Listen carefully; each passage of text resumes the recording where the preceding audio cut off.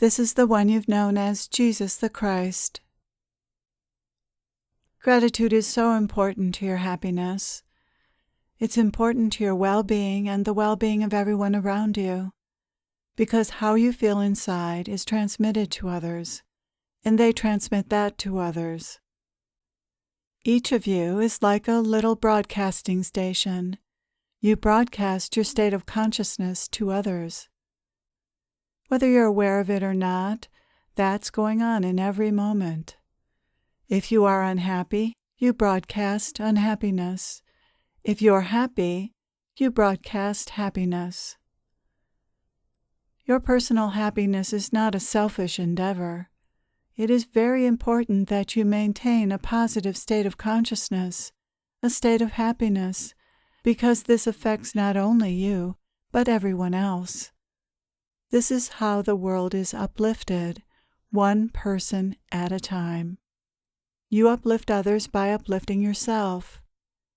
So gratitude and all of the other practices you do to become happier and more aligned with your true self are not in the least bit selfish, but quite the opposite. When you're aligned with the ego, it's a selfish, self-centered, and unhappy place. This doesn't do anyone any good. It is your responsibility to take care of your emotional health and well-being by learning to be happy. One of the ways you can become happy is through a practice of gratitude. I say practice because acknowledging gratitude is often something that has to be done again and again, since your default state as humans is to not be grateful. The egoic state of consciousness is the opposite of grateful. It doesn't see abundance, but lack. And how can you be grateful for lack? You have to train yourself to see abundance, to see what is real, actually, because what is real is abundant. What is real is bountiful, benevolent, and good. You have to train yourself to see that instead of seeing life as the ego sees it. That is the work of transforming consciousness, to recognize that your default state, the egoic state of consciousness, is not your true state and does not reflect reality. It reflects the ego's perceptions of reality, which are misperceptions and misunderstandings. The ego believes there isn't enough, and it believes it isn't enough, so it must strive and struggle against everyone else to get what it wants. The opposite is true. Reality is not a zero-sum game. Reality is abundant and works very well when you realize that you're working together with everyone and everything in the universe to evolve and provide for each other. Life is not about fighting to get your share, but more a matter of finding your place in the universe and doing that. When you do that, you'll experience the support you need. That support might not always look the way the ego wants it to, but it will be the support you need to evolve and serve in the way you came here to serve. Service is a big part of this game called life. When you serve others, you're serving yourself. That is one of your lessons. You are learning that service to others and giving to others is how you support yourself, how you keep the wheels of life turning in your favor. When you listen to the ego, the wheels get stuck. They can't move. You stop evolving or end up fighting the evolutionary process. You can't really stop evolving, but you can slow your evolution down significantly. When you listen to the egoic mind, you slow it down. You have to find a different way of seeing and moving through life, and then you'll be aligned with your own evolution and that of the whole. That alignment will bring you everything you need. It's not up to you what is brought to you. There's something much greater that brings you what you need, and it knows exactly what you need. This is grace. Grace does the heavy lifting for you. It does the work for you, but you have to be aligned with grace for it to work for you. To be aligned with grace, you can't be listening to your egoic mind, because that is the aspect of yourself that is generally out of alignment with grace. The only thing that interferes with your alignment, with the hand of grace, which is moving your evolution along and supplying you with everything you need, is the egoic mind, your very own mind, which most rely on and believe in so dearly. How ironic it is that the voice in your head seems so real and so true, when in fact it is the only thing that is not so real. Of course, thought has its own type of reality, but thought creates a virtual reality that takes you away from reality, away from alignment with thy will and with what thy will has in store for you, with what it wants for you, with the life you are meant to live. Gratitude is one of the most valuable tools you have for realigning with thy will, with a deeper self.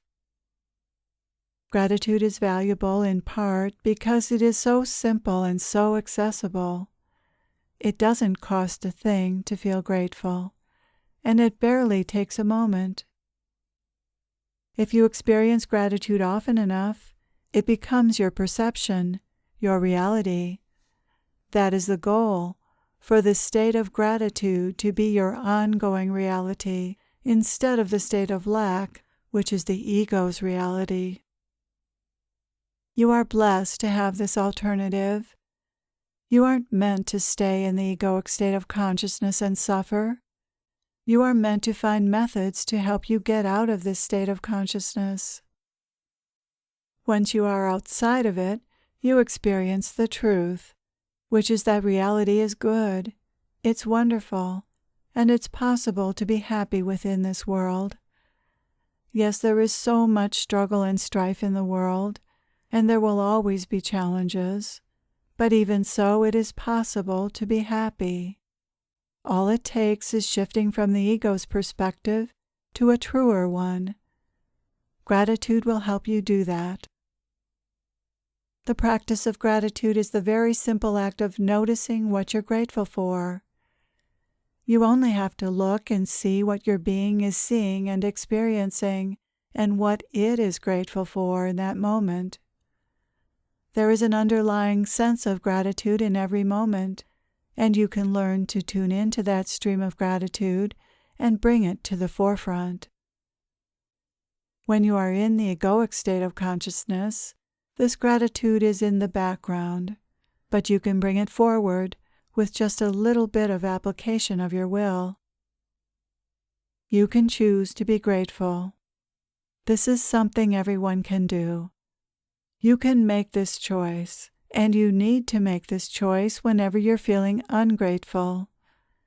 If you're feeling ungrateful, lacking, unhappy, or discontent, then that's the time to practice gratitude. Look around and notice what there is to be grateful for.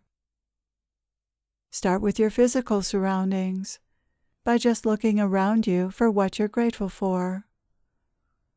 There's always something to be grateful for in your surroundings. There is always a sky and the ground holding you up. Usually there's much, much more than that.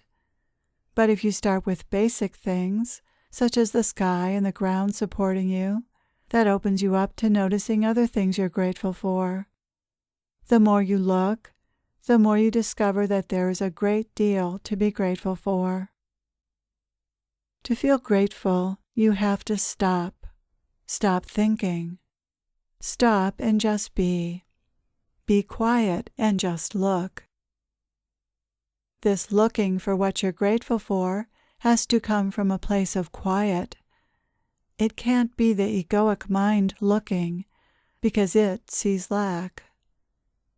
You have to disengage with your egoic mind and just notice what your eyes actually see. Notice the beauty, the colors, the textures.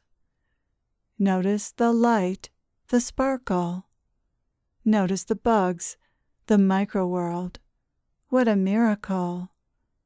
Notice the vastness of the sky and the stars. Then you can notice physical sensations. Notice the breeze or air against your skin. Notice the warmth of the sun. Notice the blood pumping through your body. What a miracle that is! Notice how beautifully your body holds you up. Notice how beautifully your body delivers sensory input. What a miracle that is, this body that you have. How grateful you can be to have a body that can experience life, that can see, feel, hear, taste, and smell. You may also turn your attention to sounds. What sounds might you be grateful for? There are so many. All kinds of sounds. Man-made sounds and nature sounds. All amazing. Everything that is man-made, what a miracle. Cars that travel on roads, what a miracle. Bees, birds, and wind rustling through the trees, how beautiful. They are nothing but perfect. This is the experience of your being. Your being is in awe of life. It is in great wonderment at this beautiful, beautiful world. So you must learn to see with eyes that experience life as the wonder that it is. Then you can begin to experience gratitude for things in your personal life. You can be grateful for your dog, your cat, your friends, your partner, all of the beings that help you along your way. Who are the people who have given you a hand, whom you have loved, whom you have helped? Can you make a list of them? It is a miracle that they come into your life. So much helping going on. Can you focus on that, on all the help you've received from others, and all the love you've received from others, rather than on problems? The mind sees problems with people.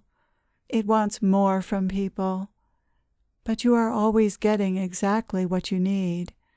Not always what you want, but what you need. And you can be grateful for that. There isn't a person in this world who isn't receiving every single day gifts from other people, gifts from life. Can you notice them? Can you name them? Can you focus on them? This will make you happy when you focus on what is given to you and what is good about your life and about your day. Listing the things you're grateful for each day is a wonderful practice. At first you'll have to think hard to name them. Then after you've done this exercise a few times, it will be easy. They'll come to you like a flood. And that's the goal, an ease with naming what you're grateful for, because that means you'll easily feel grateful during your day. But first it's helpful to list the things you're grateful for. That gets the flow moving, and then the feelings of gratitude begin to flow. The more you do that, the more that becomes how you regularly feel. That is the work. It isn't that hard. Just notice from your being what you're grateful for. Notice how your being is feeling and what it's grateful for. Write things down. What is there to be grateful for in this moment? And now, in this moment, what is there to be grateful for? This is a good use of the mind. You are using it as a tool to discover what you're grateful for. You are using it instead of it using you by showing you a world of lack. Don't buy into that. This is not a world of lack. This is a world of great bounty. Look how many billions of people it has supported, not to mention insects, animals, trees, fish, every beautiful life form on this planet. Billions of life forms, including microbes and all sorts of forms of life you can't even see and don't even know about, are being supported by this biosphere. Beautiful. You are an integral part of it. You and every other being are meant to be here. You belong here. Human beings are the most blessed species on the planet because you have free will and the capacity to manipulate your environment and create like no other species on this planet.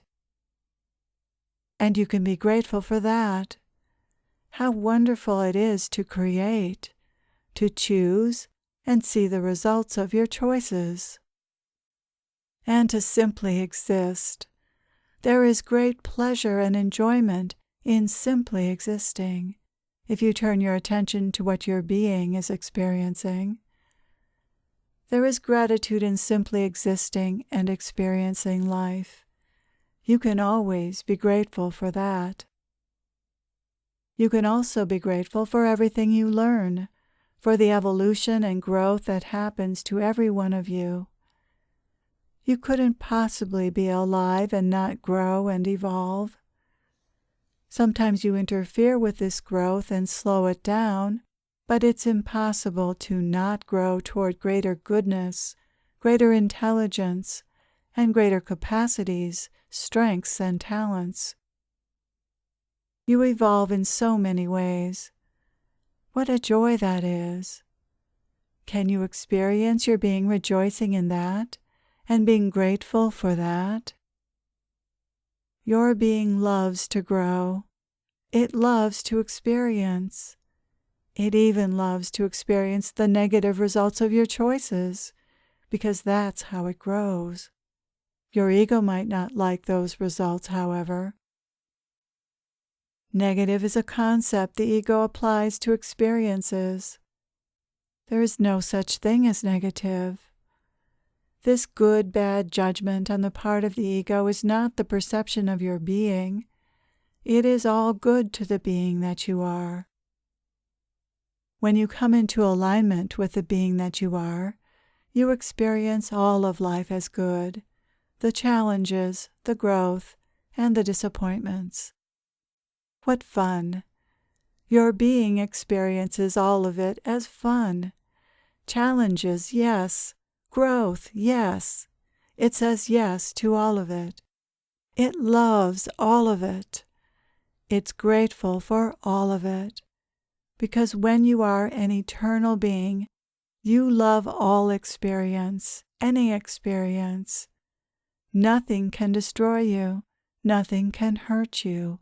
You are an eternal being. That's who you really are. This eternal being embraces and loves every aspect of life, not just the so-called good experiences. It's grateful for all of it. It loves all of it. Your being loves because the Creator is love. There is nothing here but love, so naturally that is the ground of your being. The essential experience of your being is one of love. How grateful you can be that this universe, this creation, is based on love and goodness. And how grateful you can be that you are eternal. For after this relatively brief lifetime in third dimension, you will leave your body and take on a new form. That may be another third-dimensional body, or it may be a fourth-dimensional body, and then you'll go around again and experience life again. Let this be the lifetime when you decide to be happy, when you decide to be grateful for this life and love this life from the depths of your being by aligning with the love for life that is already here. You don't have to create that love for life. You don't have to make it happen. You don't have to struggle to discover it. All you have to do is turn your attention to the subtle experience of gratitude that your being is already and always having. Turn your attention away from thought onto the very subtle realm of your being. The subtle realm is a realm of energy. Gratitude, love, and peace, all of these qualities of your being are experienced on a subtle energetic level.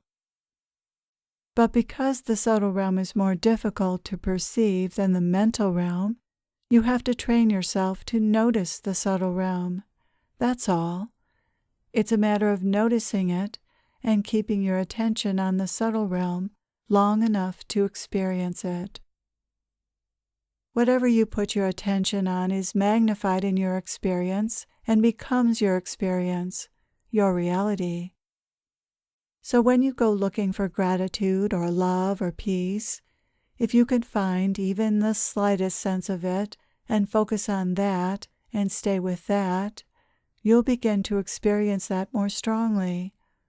All it takes is focus. Do you have the will to make that choice? That might not be up to you. The will to make that choice is developed with spiritual progress, but you can at least not interfere with the spiritual progress that wants to come about. If you're reading this, then it may be time for you to make that choice more frequently.